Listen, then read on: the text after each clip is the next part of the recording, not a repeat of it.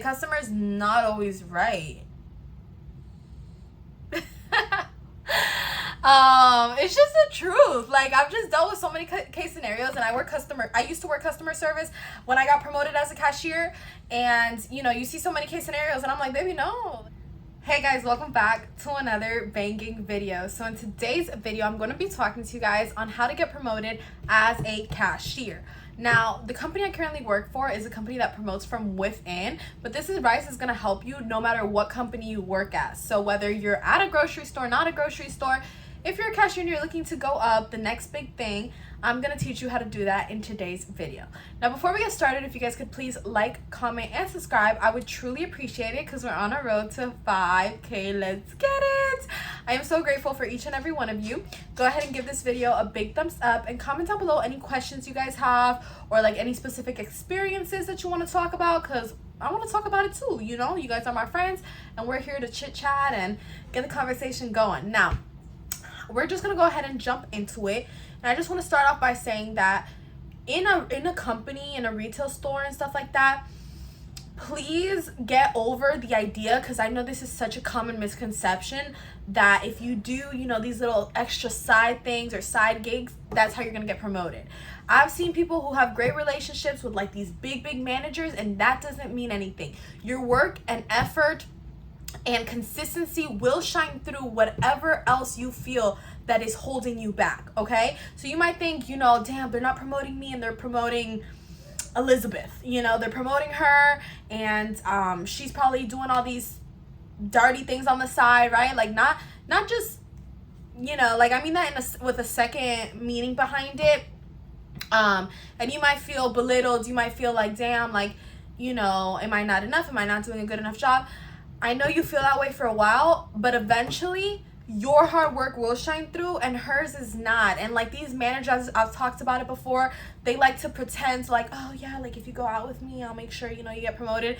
It's all BS. Like, I'm here to tell you guys, I've lived it, I've witnessed it, I've tried it, and it didn't work. So learn from my failures, learn from my mistakes, so you guys can be better than me, truthfully, okay? And like, I know it seems like that person's doing better for you in the moment, but don't let that get to you. You know what I'm saying? If it works for them, great, and if it doesn't, well, who cares? You know, you're focused on you, you're focused on your improvement, your self-improvement, your raise, your stuff, you know, that you're gonna accomplish for yourself. Now, I want to start off by saying, as a cashier, the best way to get noticed, the easiest way to get noticed and promoted and stuff like that, is to build a connection with these customers, okay? Because a cashier, I've read like articles and stuff like that, there's robots that can be a freaking cashier, okay? There's robots. But what distinguishes you as a cashier versus a robot cashier? The communication, the emotion that you can portray to these customers, and essentially, no business is successful without its customers, okay? Take it from someone who's taken business classes, who's tried to run her business, and who's worked inside of a business and seen firsthand exactly what it takes. No business is successful without its customers, because then where is the money flowing in from? And if it's not flowing in from customers, why do you even want, like, just trust me on this one, guys. It only makes sense. If Publix or Target didn't have people shopping there, how exactly do we expect it to stay open? Food for thought. Or is it train for thought? I don't know, but y'all know what I'm saying. So obviously, like, what distinguishes you guys from this you know, machines is the emotion you can create with your customers. So one of the easiest way to get noticed is through them.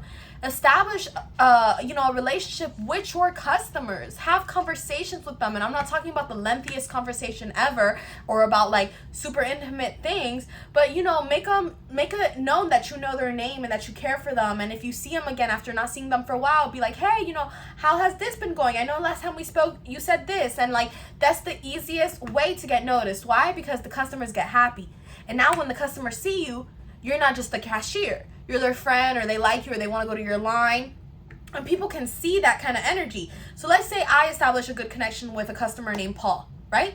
Every time Paul comes into the store, he's going to come say hi to me, he's going to be happy to see me, and that energy, those vibes, okay, spread off to other customers. You know, they'll be like, okay, well, if she's so likable to Paul, why wouldn't she be likable to me? I'm sure this girl has a great personality, and they're more open to like establishing conversation with you and stuff like that.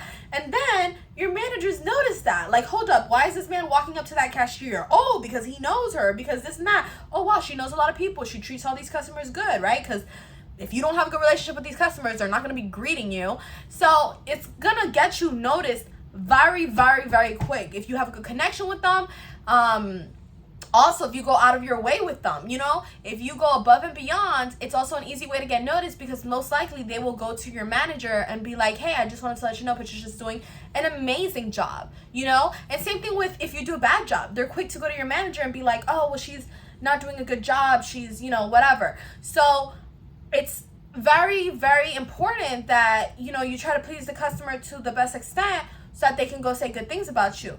Now, there are exceptions. There are customers who like disrespect you and will try the heck out of you, because I know, like, I haven't seen many videos like this one, but I know when I used to search stuff like this up, and I've said it before in some of my other videos, I tried to provide content that me myself would not be able to find when I would look it up, when I was curious about certain things, like how much is the pay, how much is this and that. I felt like I was never, there was no one on YouTube really talking about it, so I was like, okay, bet, like, it's gonna be me then, you know?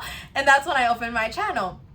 But when I saw like how to get promoted or how to be a good cashier, a lot of people were like, oh, you just gotta just please the customer, just please the customer, just please the customer. And unfortunately, the sad reality is that you cannot always do that. You cannot always do that, nor should you, because there's certain case scenarios where they try the, like, they really try the, you know, what they try out of you, okay? And you can't let nobody walk over you. You can't just let them step over you because, oh, I'm trying to please them and this and that, because most likely they're not even going to say anything to your manager. And it's about self-respect also. It kind of like, it goes a different, like, it hits differently, you know, when they're being disrespectful to you. Like, the same rules don't apply. I know I'm like, oh, please the customer and keep them happy and this and that, and yes, that's great, and do that and everything. But when they start disrespecting you, those rules aren't the same rules that apply.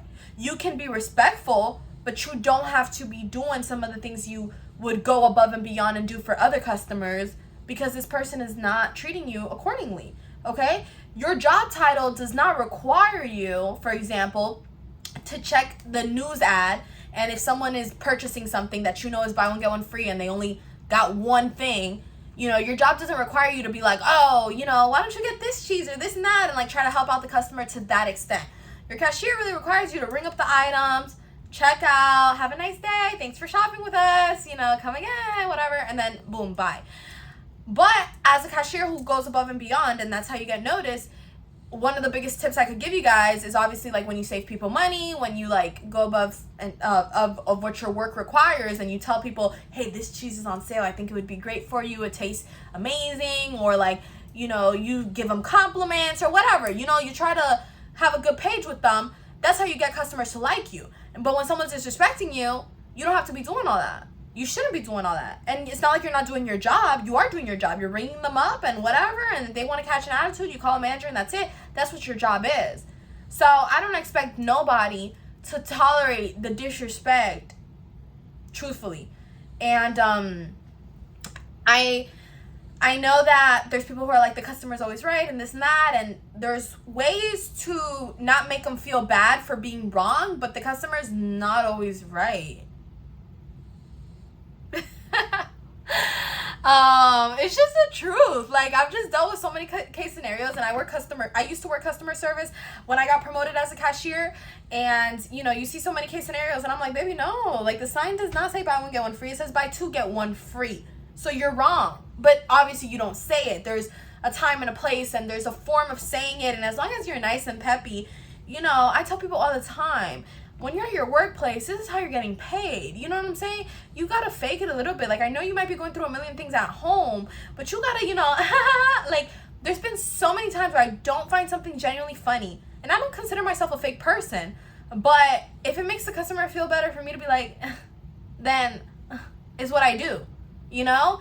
And it's what my job requires me to do. I mean, I'm getting paid to smile, and more people could use a smile, and, you know, whatever.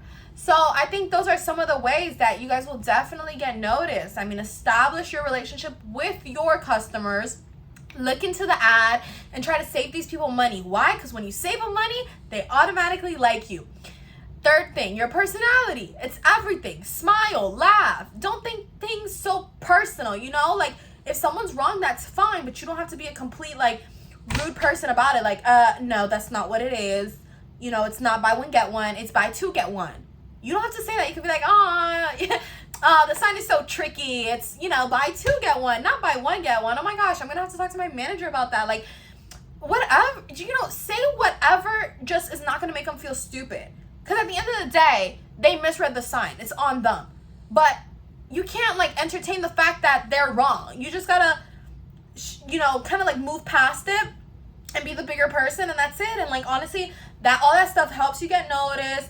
There are mystery shoppers all the time in multiple big companies that are, like, that you work retail in, or just big companies in general. There's mystery shoppers all the time, and you just never know who you're talking to. And, like, that's a big way also to get promoted. And that's why you should just always try to be, like, on your best behavior, because you don't know who you're talking to.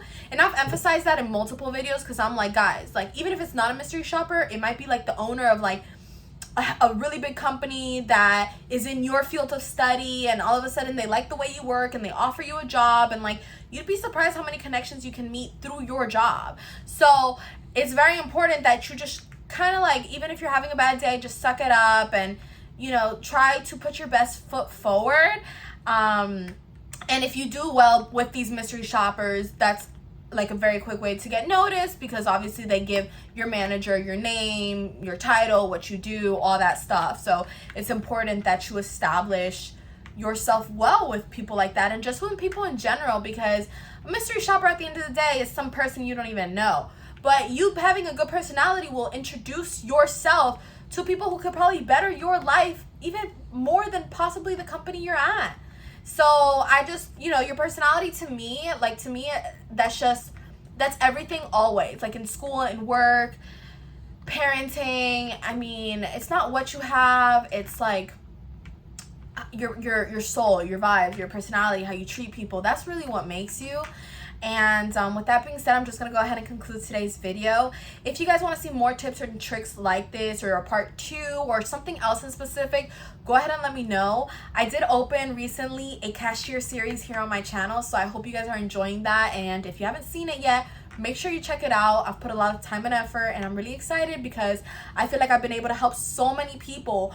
And cashiering is something so broad, where it's not just limited to Publix or Target or Walmart or retail. I mean, cashiering is broad. You cashier as a hostess, you cashier in, you know, restaurants, in clothing stores, in food stores, beauty stores, like just in so many different things. And sometimes even in a doctor's office, like there's a lot of places where you cashier. So make sure, you know, that you guys watch that, because that's something good to have under your belt. And with that being said, I'm going to conclude today's video. I'll see you guys very soon, and thanks for watching. Don't forget to like, comment, and subscribe. Bye.